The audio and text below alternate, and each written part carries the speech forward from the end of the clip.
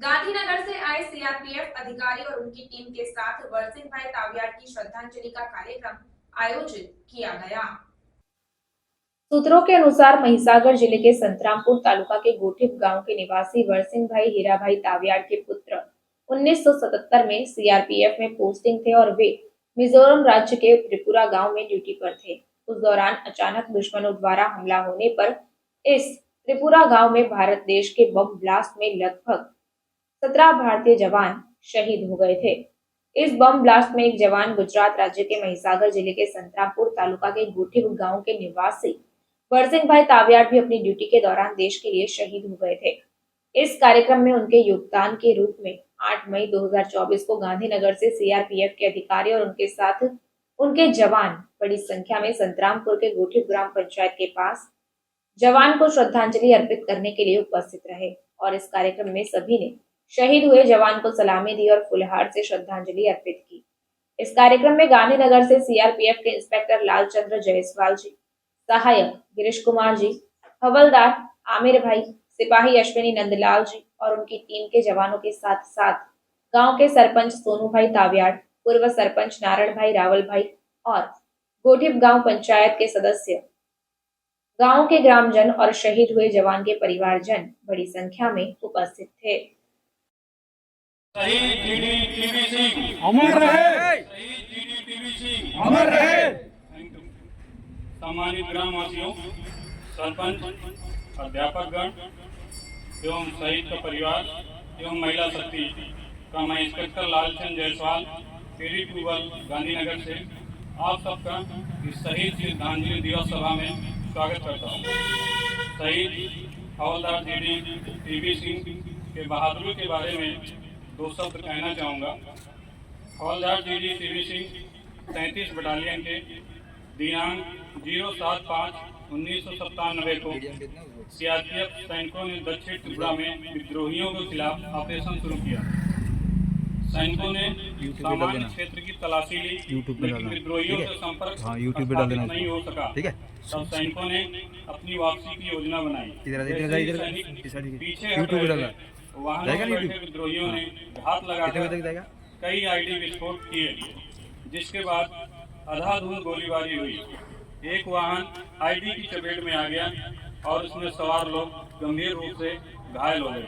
सैनिकों ने बहादुरी से जवाबी कार्रवाई करते हुए सुरक्षित कवर के पीछे अच्छी तरह से जमे हुए थे। नुकसानदेह स्थिति में होने के बावजूद सैनिकों ने विद्रोहियों पर जवाबी हमला किया और एक भयंकर गोलाबारी शुरू हो गई।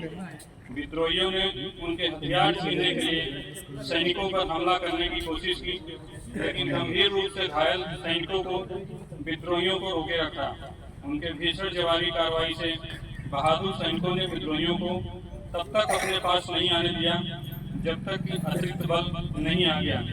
घायल सैनिकों ने अतिरिक्त बलों के साथ लड़ाई की और विद्रोहियों को भागने पर मजबूर कर दिया।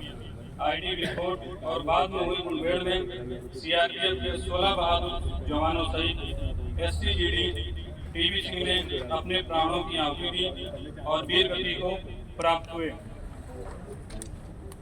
अंत में मैं अपने पूरे पीडी ट्यूबल परिवार की तरफ से शहीद हवलदार टीवी सिंह के परिवार को शुभकामनाएं दूंगा कि उनके हर समय में हमारा विभाग उनके साथ है, तथा यहाँ उपस्थित सभी सज्जनों को धन्यवाद देना चाहूँगा कि उन्होंने इस सभा में आकर वीर शहीद के परिवार को गौरवान्वित कराया तथा ऐसे अमर जवान अपने परिवार के साथ साथ समाज और देश का भी नाम रोशन करते हैं तथा गौरवान्वित महसूस कराते हैं, जिससे हमारे आने वाली नई पीढ़ी भी इस प्रेरणा को लेते हैं। अंत में एक बार फिर मैं शहीद टीवी सिंह को पूरे विभाग की तरफ से नमन करता हूँ। जय हिंद, भारत माता की जय।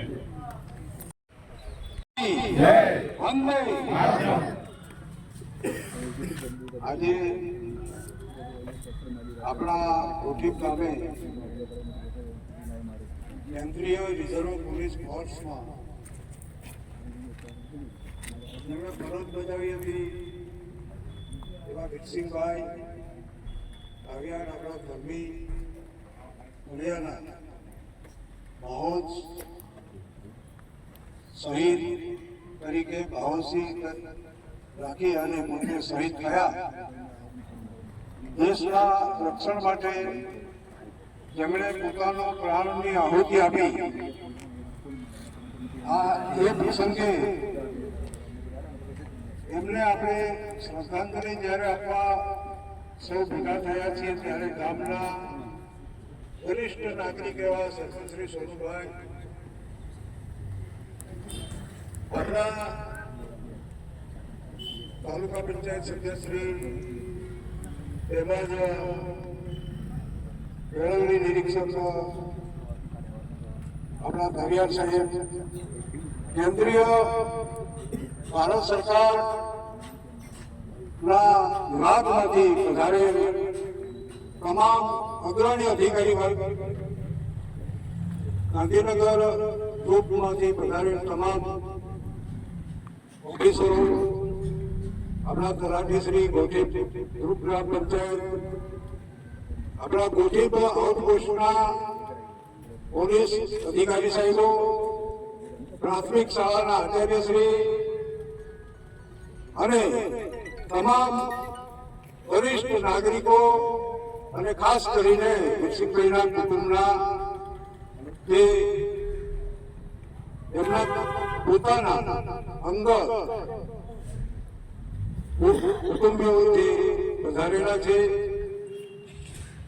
તમામને આપણે વિનંતી આપીએ કે આવા સમારોહની અંદર, આ એક દુઃખદ સમારોહ છે આપણો, પણ દેશ માટે ગર્વની બાબત છે. દેશ માટે શહીદ થવું, પોતાનું પ્રાણનું બલિદાન આપી દેવું અને આવા વીરો આપણે સમાજની અંદર પેદા કરવા, જે માનું ધાવણ ધાવીને જે વીર પુરુષો વીર ગતિને પ્રાપ્ત થાય છે, દેશ માટે શહીદી વરે છે. આવા વીરોને પેદા કરનાર માતા પિતાને નમન કરી આપણે બધા ભારતના નાગરિક તરીકે આપણી ફરજમાં આવે છે કે આપણે એમના ઋણી છીએ. સરહદ પર આ લોકો રાત દિવસ ભૂખ્યા તરસ્યા, ઠંડીમાં, ગરમીમાં, વરસાદમાં શરીરને એટલું બધું કષ્ટ આપીને સરહદ પર પોતાની ફરજ બજાવે છે, આપણા બધાને રક્ષણ કરે છે. આપણે એમને કેમ ભૂલી શકીએ? આપણે ઊંઘીએ છીએ